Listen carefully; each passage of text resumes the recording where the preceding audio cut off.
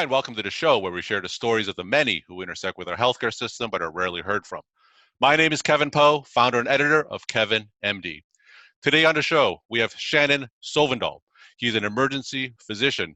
He's the author of a new book, Fragile, Beauty and Chaos, Grace and Tragedy, and the Hope That Lives in Between. He's also the host of the Match on a Fire, Medicine and More podcast. Shannon, welcome to the show. Hey, thanks for having me. I appreciate it. So we'll get into all of that in a bit. But first off, if you could share your story and your journey to where you are today with my audience, that'd be great. Yeah, I definitely was not on track to be a physician when I started. So I actually wanted to be a fighter pilot. And not just, because I saw Top Gun, I was like motivated to be a fighter pilot. And so all through high school, I was trying to get into the academy. I ended up going to the Air Force Academy. And then I lost my pilot qualifications when I was there. My vision wasn't good enough. And at the time you needed to have, 20/20 vision to fly. And I was devastated and I ended up leaving. And that kind of moment in my life really changed me forever. Meaning I was so devastated with not getting my goal, the realization that you can't always control everything, and then quitting, like having the honest reflection, which took years to be like, I actually quit. And I hated that feeling. And I was like, I'm never quitting again. Like I will probably die before I'll quit again because it felt so bad. So it was such a good learning experience for me. And then I went to UC Davis, which is where my best friend and girlfriend went to school, just because I didn't know where to go. So I went there, and I was an aeronautical engineer, but I switched to economics. I studied economics, and I was like, I don't think I'm going to do economics. And ultimately, what got me into medicine was bike riding. So I started to race bikes, and my coach was a doctor. And so he was always talking about the physiology of what we were doing, training, and I got very into that. And at the same time, in the summer, I was working on an ambulance, just because I thought it was a good job. And my roommates said, hey, you should be a doctor. They were both going to be doctors. So they kind of led me to that. And here I was going to med school. So that's kind of how I got there. Wonderful. And you're board certified in emergency medicine and EMS. Right. How's the pandemic affected you and your practice? Oh, well, when it started, we were overwhelmed, meaning we saw what was happening in other countries and we saw what was happening in New York, and we were kind of waiting for this wave to hit us, and trying to get the EMS system ready for that. It just took a lot of time, meaning I was super concerned about our people, and I didn't want to have them becoming infected and ultimately getting sick and, potentially dying. So I was very stressed about that. And so I spent a lot of hours kind of updating our protocols, getting all the things in play on how to test our individuals. So really we could stay in the fight, so to speak, so that we wouldn't lose, our people when that started. And then you add to that I still do shifts in the ER, and it definitely added a stress because we weren't quite sure, what this was all about and how effective it was, and, what was the risk to me and my family. And so, you'd go to work and wear the PPE all day and come home, and it was exhausting. I feel like right now I need a vacation. And if there was one tip that you could share with either your EMS or your emergency physician colleagues, what would that one tip be? I mean, I think it's always just focusing on, basics and premise, like you have a premise. And what I always try to do is you get complex decisions that you have to make. And what I try to do is set up pillars of importance. What are the things that I'm trying to accomplish here as I make my decision? And it helps guide you on that decision-making process. So really 3 things for me in the pandemic. The first was, how do I keep my people safe? How do I keep the EMS providers from not getting sick? Number 2, how do I limit the number of providers that are being exposed to the disease? And then number 3, how do we provide our EMS care? How do we actually do our job? And so when we were shaping our protocols and how we would approach this, everything would always be brought back to those simple premises. And I think when you have simple pillars that everyone agrees on, then it makes buy-in more easy, and it actually makes that decision-making process more streamlined. So the country is opening up and we're having more gatherings. How are you preparing your emergency room and your EMS services going forward? And what do you anticipate in the next few months? Well, I think that, certainly a lot of physicians are concerned that we're going to have another bump, another spike. And that's because, kind of a natural progression of an infectious disease. You have the initial onslaught, and then we kind of curtail it, and then it opens up again, and there's going to be new cases. And so I think getting ready for that next wave a little bit. We certainly learned a lot in the first wave, meaning, how do we move people through the emergency department safely even? What are our policies for that? How do we work in our PPE? how do we take care of COVID patients? What is the best treatment options? And obviously we're learning that every day. That's just being updated. Sure. So let's shift gears. Let's talk about your new book. And you wrote an excerpt for Kevin MD. And I want to read you a short portion of the excerpt. So you write, everything fits together like the pieces of a giant puzzle. The picture becomes clear only when the dark colors blend with the bright. The picture revealed because of the unity of pieces. I felt the seconds ticking, moving forward from 8:21. Even though it didn't look like it, deep down, the last 30 minutes had kicked my ass. From the outside, I was calm, but somewhere inside, the hideous reality of death and suffering screamed and rattled in my well-guarded cage. Now tell me the story behind that article, and if you could share reasons why you wrote the book.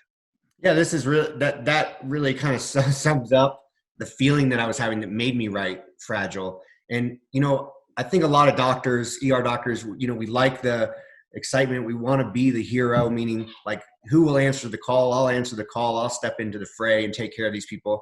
And I really had this kind of superhero mindset. And what you realize very quickly when you get into medicine is that you can't control everything. Mm-hmm. That you can't always control the outcome for your patients, and you're going to experience, devastation. You're going to see it firsthand on a regular basis. And we're invited in as physicians to be with families through these terrible moments. And so you really have a feeling and a sense of it. And I think that it can be scary because it starts to pull you in, and it can make you dark. And certainly, we know there's high levels of depression and PTSD and anxiety in care providers. And this really was the focus of it for me, is that I was feeling sucked into this. Like, how could I function when I would know that at any moment these terrible things can happen, and the devastation that happens afterward is unreal. So the book started by me. I had an experience, as ER doctors do, right? We have kids and adults, and there's no limitation to who you're going to see that's significantly hurt. And I had a young child that died in my ER. And the mother was there, and I had to, deal with this, and it really affected me deeply. And I decided to write about it. I just wasn't setting out to write Fragile. I was just feeling like I needed to get my brain around this a little bit. And that's really what the first chapter is in the book was. And this prologue that I'm talking about is the feeling right after that. The room 11 is that kid just dying. And then for an ER doctor, the ER is open, and we're a single coverage ER, meaning there's one doc there. So you don't get a timeout. You don't say, hey, I want to have an after action report and go home. Mm-hmm. The nurse is calling you for the patient in room 12 and room 17 and room 2. So it was kind of this feeling of, how do I deal with this emotion? And I'm not really allowed to deal with the emotion at the moment. I have to keep working. And then how does that affect me on my home life? And that's really what brought Fragile out. And what kind of tips can you share to other physicians and clinicians who work in the emergency room? What are some of the lessons that you learned from the book that you could pass on to your colleagues? Well, I think that that initial premise of me thinking that I had control of the situation, it's not true, and you kind of got to let go a little bit, meaning I'm going to do my best and I'm going to do the interventions that I can do, but I can't ultimately control the outcome. I can do my best medicine, but I shouldn't take it personally that I can't always change that outcome. And I think coming to terms with that, one, was difficult. Number two, the coming to terms with how I had to be guarded and protected while at work. So because I have to keep working, I can't be fully in or give a family member fully what they need. And it made me feel bad, meaning that I try to be compassionate and sensitive, but ultimately, I don't have much time and I have to move on. And so dealing with those feelings, were rough. And ultimately you come to the realization that we're doing a job there that is a hard job, and you can't control it necessarily. And that Fragile sounds like it's a downer or a sad thing. And really my tip and my take home from this is it's not. Life being fragile is really what opens everything up. Like, if I didn't have those fragile moments, if I didn't embrace those moments, I wouldn't love my wife the way I do, or love my kids, or the sunset, or having a cup of coffee. Like, all these little things that they're little gifts every day, every moment. I've really learned to appreciate those because, life is fragile, and we just have to say, hey, we're going to take the ups and downs because that's life. There's no way to avoid the downs, right? There's no way to avoid it. You are going to have some down moments, and really just saying, how do I learn from that? And how do I move forward from that?